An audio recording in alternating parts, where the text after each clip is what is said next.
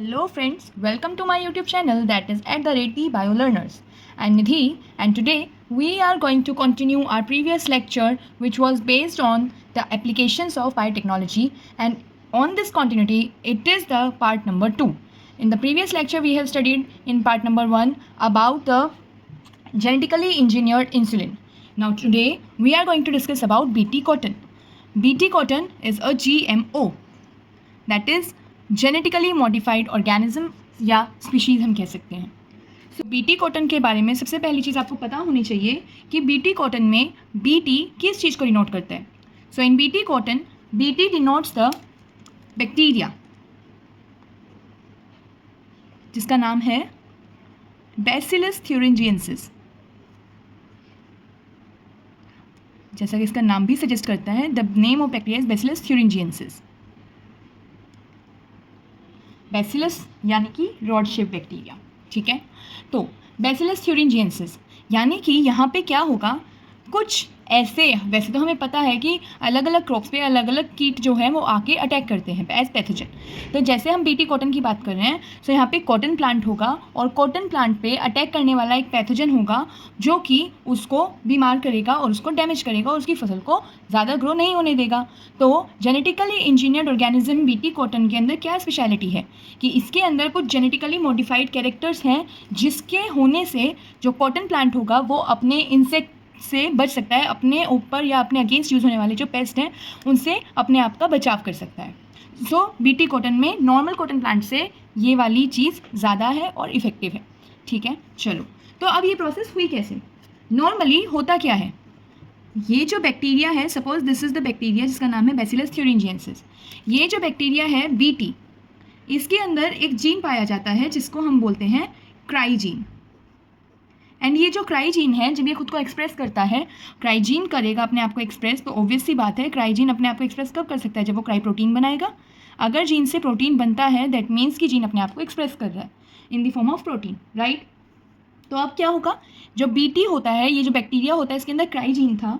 ये जो क्राइजीन है जब तक ये बैक्टीरिया के अंदर है ये इनएक्टिव होता है, याद रखिएगा ये इनएक्टिव होता है, राइट.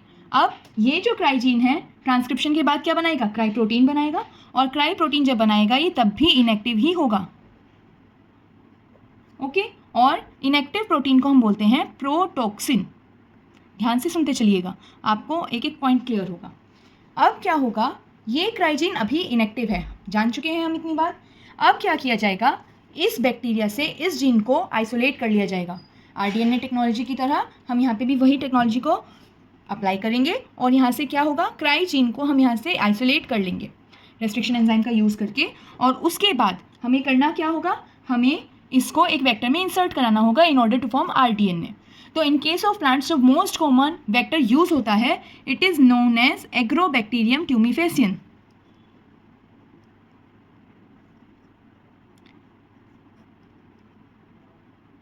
ये मोस्ट कॉमन वेक्टर है अमंग दी प्लांट्स. ठीक है, अब क्या होगा, एग्रोबैक्टीरियम ट्यूमिफेसियन एक वेक्टर की तरह काम करेगा और एग्रोबैक्टीरियम ट्यूमिफेसियन के अंदर हम इस क्राइजीन को इंसर्ट कर देंगे और इस तरह से यहाँ पे आरडीएनए का फॉर्मेशन हो जाएगा which is carrying a vector named as agrobacterium tumefaciens along with the DNA insert which is having a gene for cry gene, right. तो यहाँ पे हमारे पास आ गया आरडीएनए. अब हमें क्या करना होगा, अब हम इस आरडीएनए को ट्रांसफॉर्म कराएंगे because the next step after the formation of rDNA with the help of ligase is transformation. And in the process of transformation, in the step of transformation, what we actually do is we makes the entry of rDNA inside the host possible.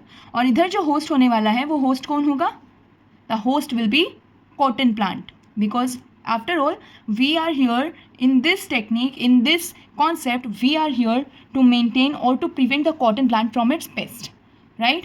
so here it is cotton plant. चलिए, तो अब हमने cotton plant के अंदर rDNA को insert करा दिया है, यानी कि हमने अपना शतरंज बिछा दिया है. यस, अब क्या होगा, अब जैसे ही इसका पेस्ट इसको फीड करने आएगा, ये है पेस्ट जो कि कॉटन प्लांट पे फीड करता है.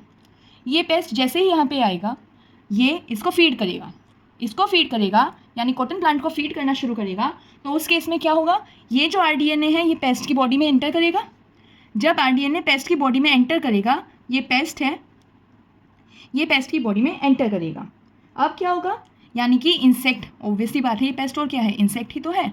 और ये इंसेक्ट जो है जब इसने कॉटन प्लांट पे फीड किया तो पेस्ट के अंदर यानी इंसेक्ट के अंदर ही क्राइजीन जो है वो चला गया, और ये क्राइजीन कहाँ जाएगा, इस इंसेक्ट की मिड गट में एंटर करेगा। और याद रखना अभी तक भी यहाँ पे जो क्राइजीन है इस आरडीएनए के अंदर भी वो इनएक्टिव है, ठीक है। तो अब नेक्स्ट में क्या होगा कि जो मिड गट है उसके अंदर एंटर कर चुका है कौन, आरडीएनए, और आरडीएनए में है क्या, आरडीएनए के अंदर हमारा क्या प्रेजेंट है, क्राइजीन प्रेजेंट है।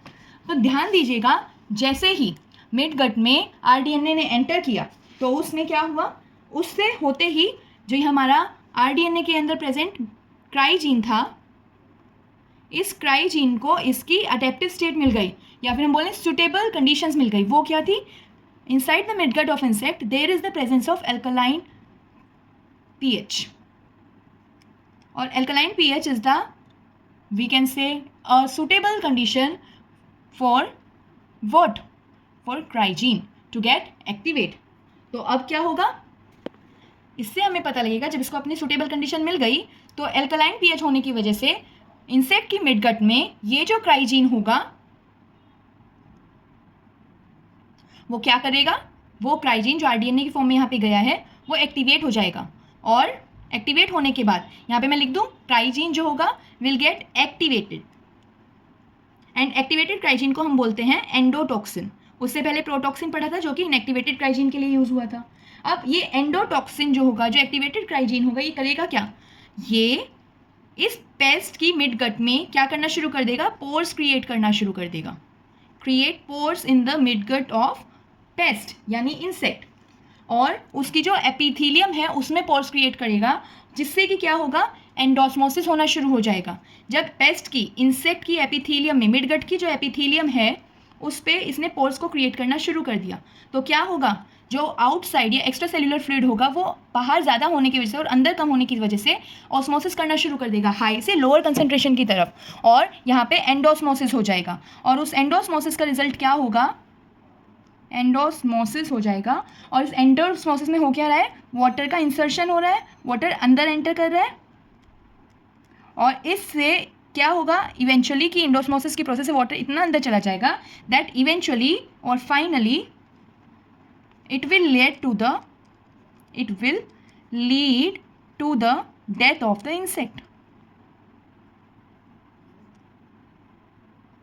एंड इस तरह से इस पूरी बायोटेक्नोलॉजी की प्रोसेस को यूज़ करके हमने एक अच्छे खासे कॉटन प्लांट को उसके पेस्ट से इन्फेक्ट होने से बचा लिया।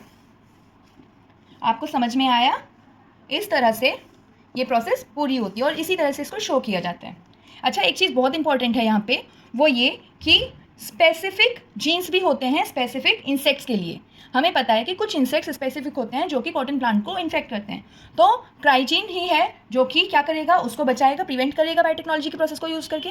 तो क्राइजीन की भी कुछ फॉर्म्स होती हैं जो कि स्पेसिफिक जीन्स के लिए काम करती है। लाइक एक होता है क्राई सेकेंड AB जीन,